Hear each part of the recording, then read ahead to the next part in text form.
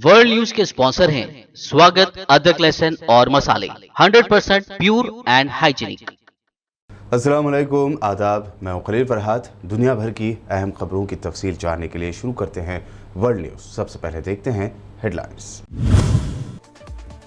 मशहूर drama Ertugrul गाजी से मुतासर होकर 60 साला अमेरिकी खातून ने अपनाया इस्लाम। इब्नुल अरबी के पैगामात सुनकर हुई थी शदीद मुतासर, अपने लिए पसंद किया खदीजा नाम। अफगान तालिबान ने दोहा मज़ाकरात पेंडिंग का शिकार होने पर अमेरिका को दी धमकी। कहा, अमन मुआहदे से पीछे हटा अमेरिका तो अफगान जंग में आएगी खतरनाक तेजी।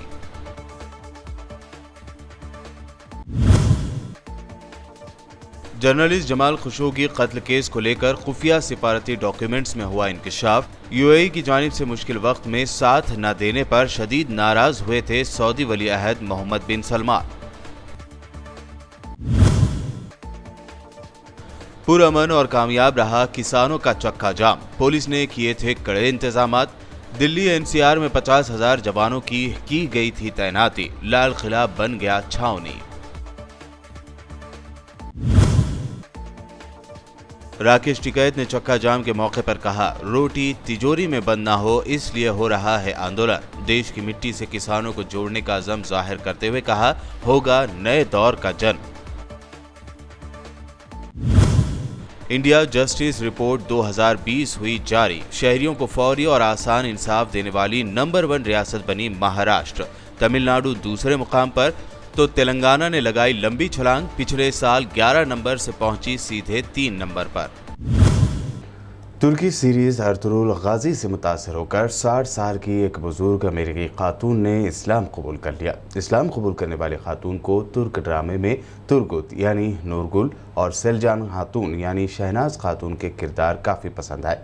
उन्होंने बताया कि ड्रामे में मोहिउद्दीन इब्नुल अरबी के पैगामात सुनकर वो काफ़ी मुतासर हुई और उनका ज़िंदगी के बारे में सोच का नज़रिया तब्दील हो गया। अमेरिकी खातून ने इस्लाम में दाखिल होने के बाद अपने लिए खदीजा नाम पसंद किया।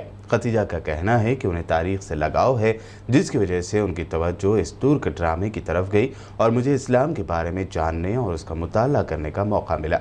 मैंने कुरान अंग्रेज़ी में कई बार पढ़ा और अब मैं पहली फुर्सत में तुर्की जाना और वहाँ रहना चाहती हूँ, ऐसा अमेरिकी नौ मुस्लिम खातून ने अपना इजहार किया है।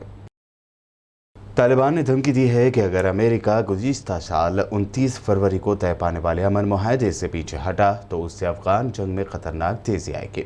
इसी दौरान खबर है कि तालिबान ने अपने ताज़ा हमलों में कम से कम 21 अफगान फौजियों को हलाक कर दिया है, जबकि तालिबान और अफगान हुकूमत के दरमियान अमेरिकी सालिसी में होने वाले अमन मज़ाकरात ठंडे पड़े हुए हैं।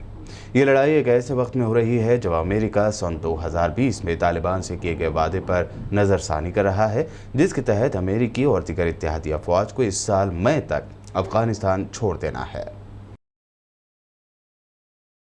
तुर्की मुकामी सतह पर मिसाइलों की तैयारी पर ज़्यादा ध्यान दे रहा है। ऐसे में तुर्क डिफेंस मिनिस्ट्री ने बताया कि तुर्की ने मुकामी तौर पर तामीर करदा तवील फासला मिसाइल अतमाजा का ज़िला स्नोप में कामयाब टेस्ट किया है।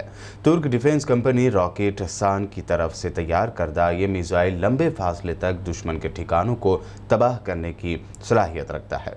तुर्क डिफेंस मिनिस्ट्री की जानिब से शेयर की गई वीडियो में मिसाइल बहरी अड्डे से लॉन्च होने के बाद समंदर में तैरते हदफ को निशाना बनाते हुए दिखाया गया है। मुकामी इंतजामिया के मुताबिक अतमाजा मिसाइल की सिलसिलेवार तैयारी के सिलसिले में ये तजुर्बा किया गया है।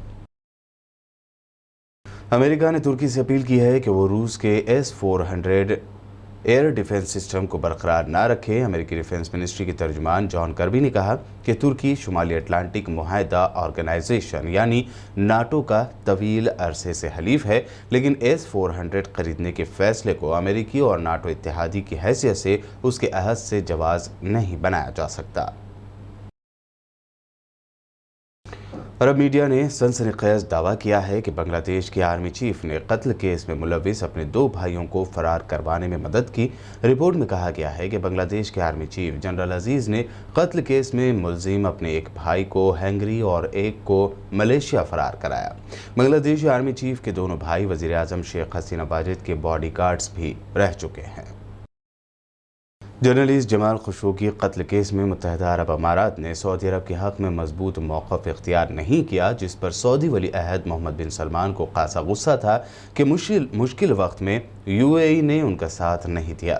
خفیہ سفارتی ڈاکیومنٹس میں کہا گیا ہے کہ UAE کے نیشنل سیکورٹی ایڈوائزر سنعون بن زید نے فارن منسٹر عبداللہ بن زید کو خط لکھا، جس میں بتایا گیا کہ ابوظہبی کی سیاسی پوزیشن کی وجہ سے سعودی عرب کے لیے مشکلات بڑھ گئی تھیں۔ سعودی ولی عہد محمد بن سلمان کے قریبی ذرائع کا کہنا ہے کہ ابوظہبی کے سیاسی اور سیکورٹی رہنماؤں کی طرف سے ریاض کے حق میں سخت موقف اختیار نہ کرنے پر وہ خاصے برہم تھے، کیونکہ اس وقت دنیا بھر سے محمد بن سلمان پر سخت دباؤ تھا۔ سعودی عرب کے یونین فارن منسٹر عادل الجبیر کا کہنا ہے کہ امریکی صدر جو بائیڈن کے تاریخی خطاب کا وہ خیر مقدم کرتے ہیں۔ اپنے سلسلہ وار ٹویٹس میں ان کا کہنا تھا کہ بائیڈن کے تاریخی خطاب نے یہ بات واضح کر دی ہے کہ امریکہ تنازعات حل کرنے اور چیلنجوں سے نمٹنے کے لیے اتحادیوں اور دوست ملکوں کے ساتھ مل کر کام کرے گا۔ الجبیر نے یہ بھی کہا کہ سعودی عرب تنازعات ختم کرانے اور چیلنجوں سے نمٹنے کے لیے امریکہ میں اپنے دوستوں کے ساتھ مل کر کام کرنے کا آرزومند ہے۔ ہم امریکہ میں اپنے دوستوں کے ساتھ جدوجہد جاری رکھیں گے اور 70 سالوں سے زیادہ مدت پر مشتمل اپنا ریکارڈ آگے بڑھائیں گے۔ ورلڈ نیوز میں وقت ہوا ہے ایک شارٹ بریک کا۔ بریک کے بعد جلد لوٹیں گے اور دیکھیں گے اہم نیشنل نیوز۔